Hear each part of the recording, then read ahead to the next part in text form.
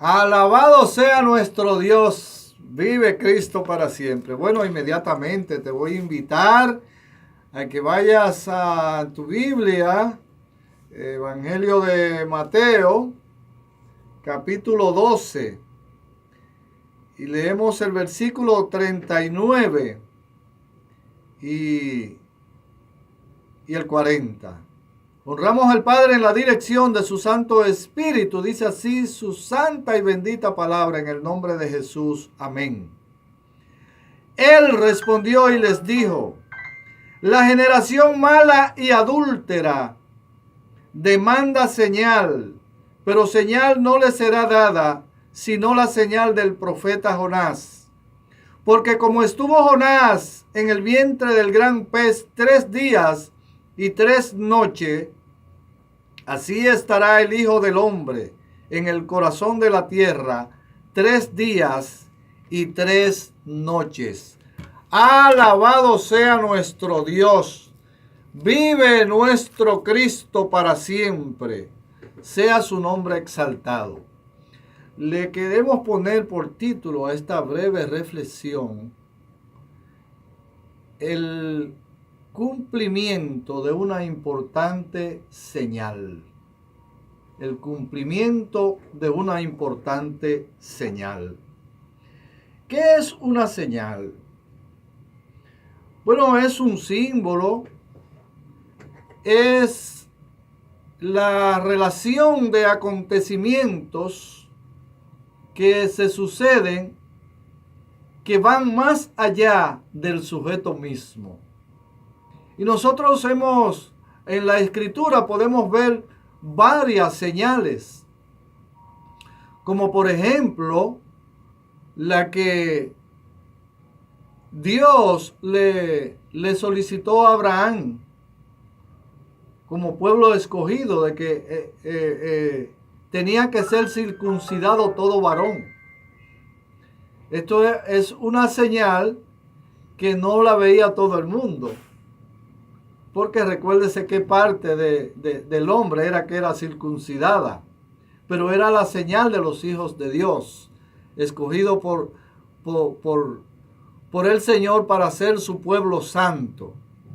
Una de las señales también que nosotros vemos cuando Jacob iba por el camino y se le apareció allá el ángel, tuvo este sueño, ¿verdad? En Betel, y allí él puso una piedra como señal de que esa era la ciudad de Dios.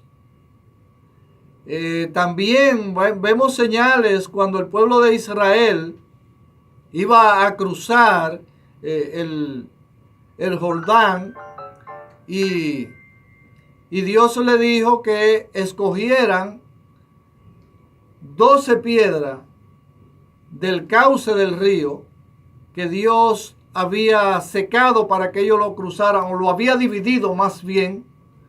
Dividió las aguas de arriba y las de abajo para que el pueblo pasara en seco. Y allí en Gilgal están esas 12 piedras como testimonio de ese cruce. Eso para mencionar algunas de las señales. Y el pueblo de Israel estaba acostumbrado a las señales. Y a pesar de que Jesucristo había dado varias señales a través de milagros, de haber sanado leprosos, de haberle devuelto la vista a los ciegos, de poner a caminar normalmente a paralíticos que habían nacido así, hombres que estaban cojos y ahora estaban caminando normalmente, que había levantado muertos, incluso de 4 días. Pero esta generación incrédula, esta generación mala, está demandando más señales a Jesús. Y Jesús le dice: mire, pues no se le va a dar ninguna otra señal que no sea la del profeta Jonás. Pero esta gente estaban tan ciegos que ellos no entendían el significado de esta señal.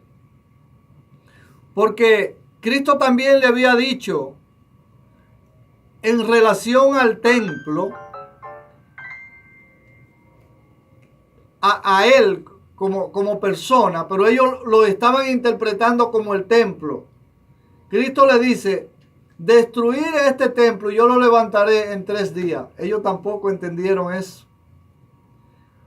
Porque Cristo estaba hablando del sacrificio que él iba que se iba a hacer con él. Ese cordero perfecto que iba a ser inmolado en la fiesta de la Pascua para el perdón de nuestros pecados. Ellos no entendían eso. Juan había dicho de Jesús, he ahí el Cordero de Dios que quita el pecado del mundo. Pero ellos como que no podían hacer la conexión espiritual de lo que eso significaba y no entendían esta señal. Y allí él le está diciendo, cuando le demandan, bueno, pero danos una señal para nosotros creer en ti. Y Jesús le dice, mira, no le va a ser dada otra señal que no sea la del profeta Jonás. Y ellos cavilando, ¿qué será lo que nos quiere decir con esto? Porque ya sabemos que Jonás estuvo 3 días en el vientre del pez, 3 días y 3 noches. Y ahora él dice que el Hijo del Hombre va a durar en la tierra 3 días y 3 noches. ¿Qué será lo que quiere decir? Bueno, pues esta señal se cumplió.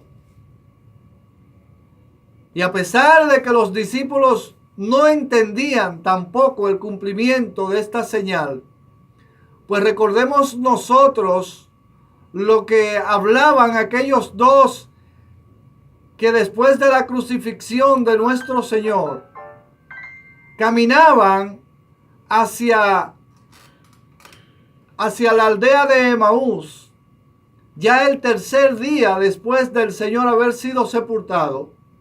Ellos caminaban ese primer día de la semana desmotivados, descorazonados, sin esperanza, y se decían uno al otro, óyeme, qué triste fue lo que pasó. Nosotros que esperábamos que este era el Salvador, un hombre santo que no cometió pecado. Y mira cómo nuestras autoridades se lo entregaron a los romanos, se lo entregaron a los gentiles para que fuera eliminado. Y nosotros que creíamos que Él era el Salvador.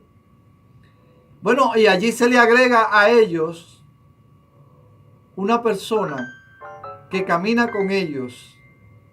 Y ellos no sabían que ya se había dado el cumplimiento a la señal que Jesús le había dicho del profeta Jonás.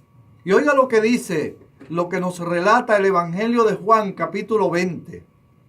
Dice, el primer día de la semana, María Magdalena fue de mañana, siendo aún oscuro, al sepulcro y vio quitada la piedra del sepulcro.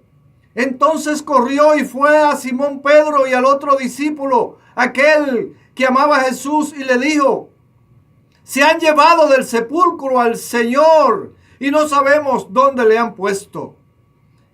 Y salieron Pedro y el otro discípulo y fueron al sepulcro. Corrían los dos juntos, pero el otro discípulo corrió más aprisa que Pedro y llegó primero al sepulcro. Y bajándose a mirar, vio los lienzos puestos allí, pero no entró. Luego llegó Simón Pedro tras él y entró en el sepulcro y vio los lienzos puestos allí y el sudario que había estado sobre la cabeza de Jesús, no puesto con los lienzos, sino enrollado en un lugar aparte. Entonces también entró el otro discípulo que había venido primero al sepulcro y vio y creyó. ¡Alabado sea el Señor! Allí entendió el discípulo amado. Allí él entendió que se había cumplido lo que Jesucristo le había dicho, que era necesario que el Hijo del Hombre fuese crucificado, pero que al tercer día se levantaría. Y allí estaba cumplida la señal del profeta Jonás, que así como Jonás duró 3 días y 3 noches en el vientre del pez, así estuvo el Hijo del Hombre 3 días y 3 noches en el fondo de la tierra, pero allí se había levantado como cumplimiento de esta señal de que Él ponía su vida por ti y por mí, pero Él la volvía a tomar para que todos aquellos que le acepten como su único y suficiente Señor y Salvador sean levantados con Él cuando Él venga a buscar su iglesia, como eso está pronto a ocurrir. Alabado sea nuestro Señor. Amigo y amiga que me escucha, si esta noche tú has creído en el cumplimiento de esa señal y tú quisieras tener la victoria que Cristo tuvo sobre el pecado y sobre la muerte, Él quiere librarte, Él quiere darte vida eterna, pero tienes que aceptarle como tu único y suficiente Señor y Salvador. Porque no hay otro nombre bajo el cielo dado a los hombres en el cual podemos ser salvos, solo en Cristo Jesús. Si estás dispuesto o dispuesta a recibirle, yo puedo guiarte en esta breve oración. Repite después de mí. Amado Dios, Padre Celestial, vengo delante de ti confesando que he pecado.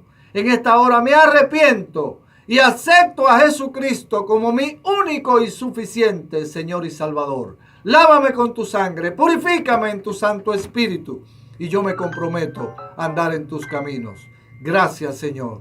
Si has hecho esta oración, yo te invito a leer la Biblia diariamente, orar al Padre en el nombre de Jesús. Asiste a una iglesia donde se predique la verdadera palabra de Dios y que el Señor te bendiga.